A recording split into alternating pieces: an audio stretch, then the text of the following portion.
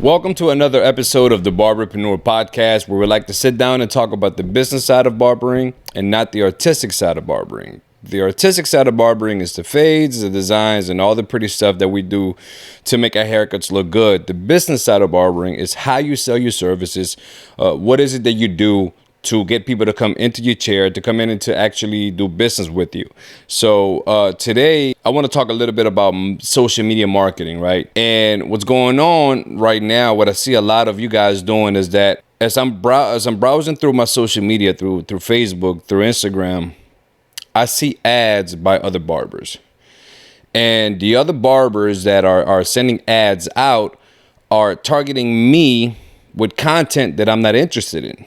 So what's going on is you guys are paying a lot of money to get Instagram to show these ads to people, and a lot of these people are not interested. So hopefully by the end of this episode, you guys will have a clear image of what it is that you should be doing or who you should be targeting when it comes to these Instagram ads. So let's get started by talking about your target. Who is your target? Who are you trying to target? Who are you trying to bring? Who are you trying to show your post to?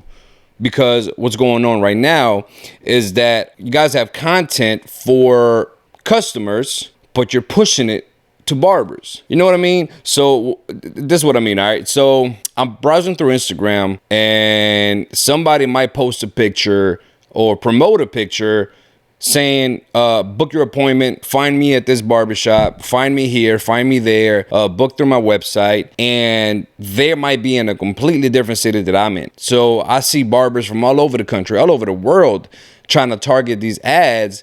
And in reality, I mean, why are you telling me to go book with you? Because I'm seeing it. I don't know if you guys are aware of it, but I'm seeing your ad. I can see it. But I'm not going to follow you because of that ad, because it's not targeted for me. Is it content that's going to make me better? So who are you sending these ads to? Are you trying to get more followers? Are you trying to get more customers? You got to decide, what are you trying to do? The followers don't mean more customers. It's nothing like that. It's not about how many followers do you have, and that's going to dictate how much money you see or how many people come into your chair. Follow, there's other bigger names out there, and they'll tell you, look, I got so many followers, but this guy doesn't even know that I have these many followers. He knows I'm a great barber. He knows my barbershop looks clean, it's professional, but he doesn't know that I'm a great barber on Instagram. And specifically for me, I could tell you this, that I never really used social media before when I first started for the first 5 years of my career to actually promote my product or promote my services. But I was still booked day in and day out.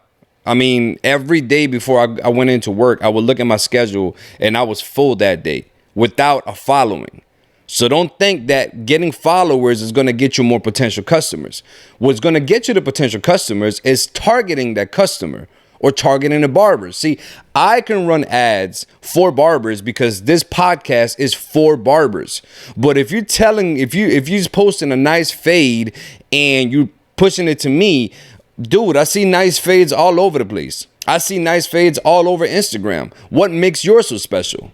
You think you're the best barber in the world, and for that I'm gonna follow you? It's gotta have something that's beneficial for me. And if it's not beneficial for me, why would I follow you? So be aware that targeting your audience is gonna be the most important. It's gonna be the dictator of whether or not you're gonna see people come into your shop. So worry about the targeting, right? Is it for barbers or for customers? If you're trying to target barbers, then create content that barbers could benefit from. How to take this line out, right? How to style a haircut a certain way, things like that. We're gonna follow you for that. If you do a technique that I haven't seen before, I'm gonna follow you for that because you might have more that I haven't seen. But if it's just a picture of a haircut, then that shouldn't be for me. That should be for customers. That should be, if you was able to let's say somebody had curly hair and you were able to really get those curls popping, then somebody with curly hair who's a consumer might actually be more interested in that post than I am, right? So worry about the targeting. Who are you trying to target, right? And which brings me to the next point. Is your IG personal or professional? when I go to your Instagram, am I going to see pictures of haircuts and services? I'm going to see pictures of all this, or am I just going to see a bunch of pictures of you and your babies, or what you did Sunday, or what you did on your day off? I mean, what is your page about? Is it a personal page or is it a business page?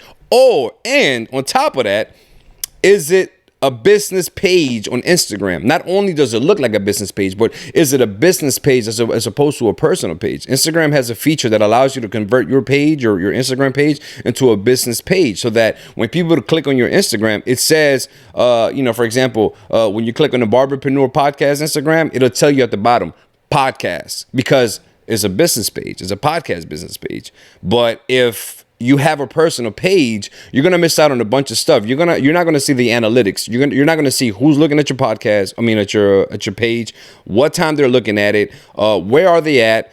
You're not gonna see any of this because it's a personal page. So tailor this Instagram stuff to be this portfolio that you could show people and that people could look at and be like, yo, I'm gonna look at this man's Instagram because his Instagram speaks to me, right? And it goes with the content. So how is your content affecting your audience?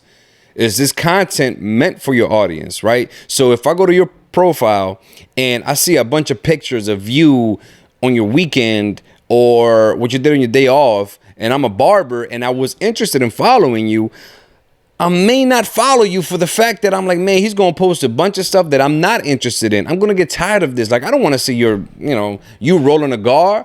Or you driving a go-kart on a weekend. Like, I don't care about none of that stuff. People won't. Not only I won't. Don't think that it's like, oh, Mike doesn't care about. No, it's the consumer that doesn't care. And I'm a consumer to both barber pages and consumer pages. So be aware of how your content is affecting your audience, right? Is your content meant to get people to come into your shop? Do you have, book now type of things? And which goes to the next point, which is the caption. What does your caption say? Is your caption captivating? Let's say, for example, you post a picture. It's a nice fade, nice blend. And at the bottom of the page, it just says, I love my job.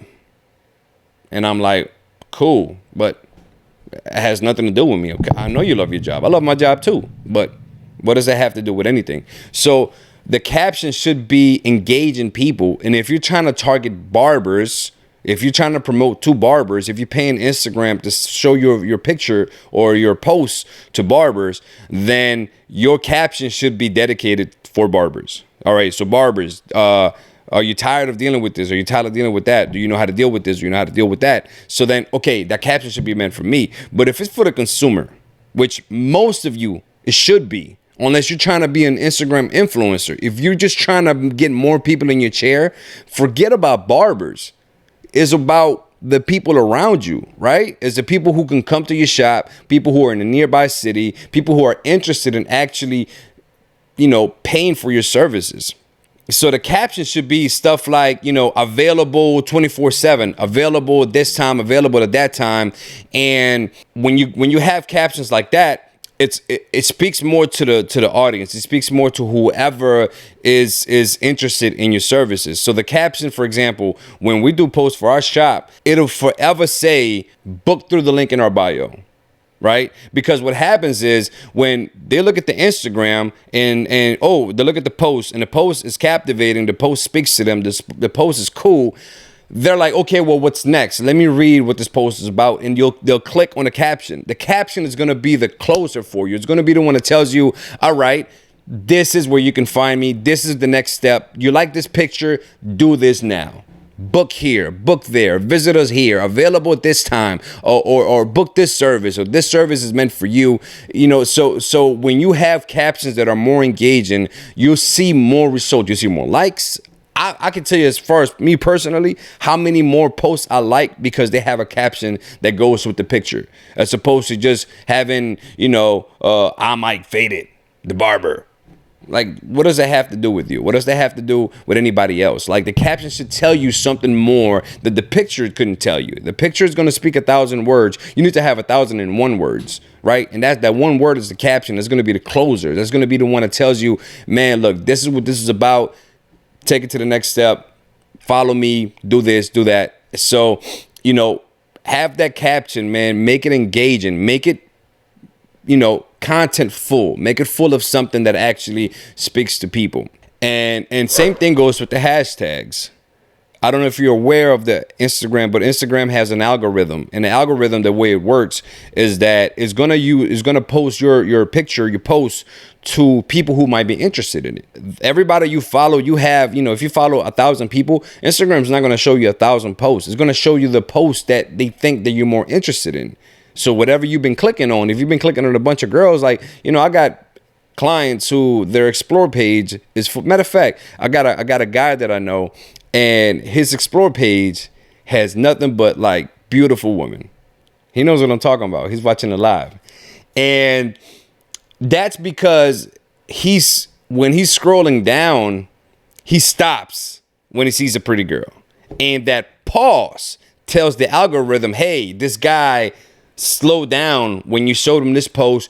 Show him more, give him more, give him. So then when that's the algorithm, the way it works. So the same thing goes with the hashtags. If you're posting hashtags that are too populated, like Barbershop Connect, Barbers Sync TV. I mean, there's so many people using a hashtag. The competition is too fierce. If your post isn't amazing, it's going to get shoveled under a bunch of other posts and nobody's even going to see it. So having hashtags that are more relatable, especially if you're trying to get more people in a chair. So let's say, you're in a certain city, and for example, we're in New Orleans, and a lot of barbershops here in New Orleans do the same thing, but it's because we're targeting people around us, and we'll use NOLA Barber, but then we might use New Orleans, or we might use Mardi Gras, or we might use things that are more relatable to the New Orleans area, so that it'll get shown to more people around us. Less competition, less you having to be shoveled under more posts, and more of you getting shown to other people. And the same thing goes with like creating your own hashtags that are not populated. So if you create a hashtag that says Jimmy Fades the Barber hashtag, right? Hashtag Jimmy Fades the Barber. And nobody else ever used that hashtag. You might be like, yeah, man, I got my own hashtag. But nobody's gonna see that hashtag. Nobody's gonna click on it because nobody knows about it. So what's the point of using a hashtag when you're not even gonna be seen by it? So picking the right hashtags is very important. So if you're trying to get people to come into your shop, to come into your chair, the best thing you can do is actually have hashtags that are local to the city around you, to the cities nearby, to events that are going on around you. Right now, this is it's Sunday the 7th, or March 7th, 2021. And it was the All-Star weekend in Atlanta this whole weekend. So if you're in Atlanta, you could use that hashtag to get more engagement. Of course, you're going to be shoveled under more people, but you can find ways, maybe hashtags that are not so populated, that might still get some visibility and just a couple of people. I mean, if you paid $40 for a promotion and you get two people at $20 to come in based on a hashtag, then you already, got followers for free pretty much, because they paid for themselves. They paid for the services. So then that gives you your money back. So the hashtags have to be very precise, very important. Don't use too popular hashtags and be lazy about it because of the fact that you feel like, hey man, this is what I feel like. I don't know what hashtags. Do some research. Click on a hashtag. When you click on a hashtag, it'll tell you how many million of posts include this hashtag. If it has over like 10 million, do not use this hashtag. You're not going to get seen. But after you have the hashtags and after you have this going on, the bio, it's what's going to seal the deal, right? So when you go into somebody's page, let's say, for example, you find a girl that was pretty on Instagram, right? And if you're a guy, right, and you're into girls, whoever, let's say you find somebody that you're attracted to, and whatever your orientation is, whatever your sexuality is, let's say you find somebody, oh, this person's attractive. Let me go look at their profile because they had a nice picture.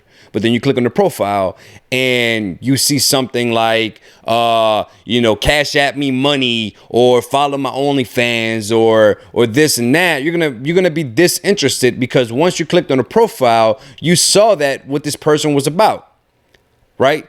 But that's a double-edged sword, because just like that could be a bad thing, if you have a good post, if you have a good bio, then that bio is going to tell people, hey, I'm this, I provide this, I have this level of professionalism, and this is what's going to be the closing card. It's going to be your calling card pretty much. So your hashtags should have booking info, your address, what are you about, what kind of barber are you, what do you provide, things of the nature, right? So pretty much giving people a deeper insight into who you are without them having to scroll through your whole page, kind of like a summary of what you're about.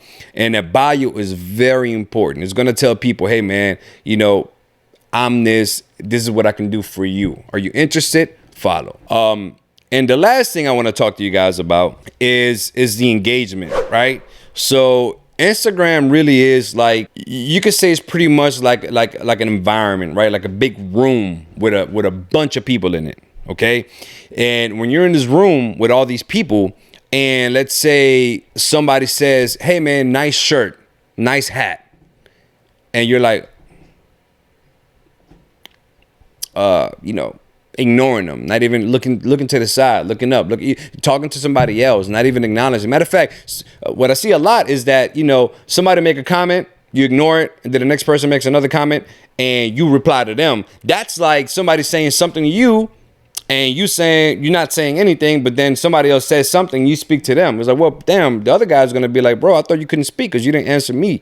So make sure you answer these posts. Make sure that when somebody comments on your profile, on your picture, on your post, that you reply to them, that you let them know that, hey, I'm aware that what you've told me, I acknowledge you. Thank you for your comment, right? Even if it's negative, right? Just like it, whatever. Just show people that you look your comments for engagement. And people's going to like you more. They're going to know that, this person gives back. It's not just about me liking him. He likes me back too, because he's interested in what I'm doing. So engaging people is crucial, is very important, is essential to your Instagram growth.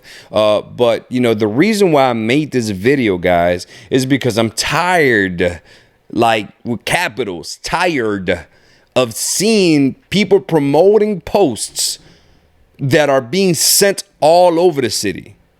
I mean, being sent all over the states, telling me to book with you when I can't. And if I book with you, you're going to be upset because I'm not showing up.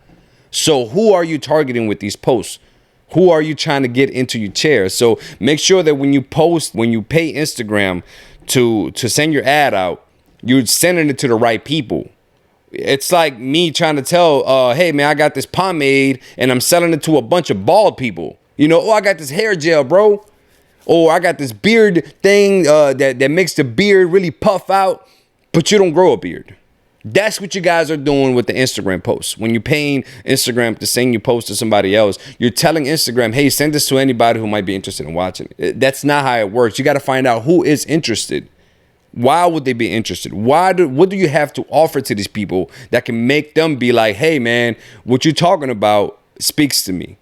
And it's something that I want to get involved with. It's something that I see and I want to be part of. So stop wasting your money with Instagram because you don't understand the way that the mechanics of these ads, right? And the marketing. Guys, being a barber is a beautiful craft. I keep telling you, right? It's amazing, the kind of job. Matter of fact, I know I got my business partner. He's a LSU graduate, right? He graduated from college, but he wouldn't have the freedom and the ability to do the things that he does had he enforced that degree. Shows you how powerful this career is. That when you were presented with the opportunity to have a career in the barbering industry or enforcing the degree that you paid for, the barbering won because of the fact that it had more beautiful things to it, right? So it's a beautiful thing to be a barber.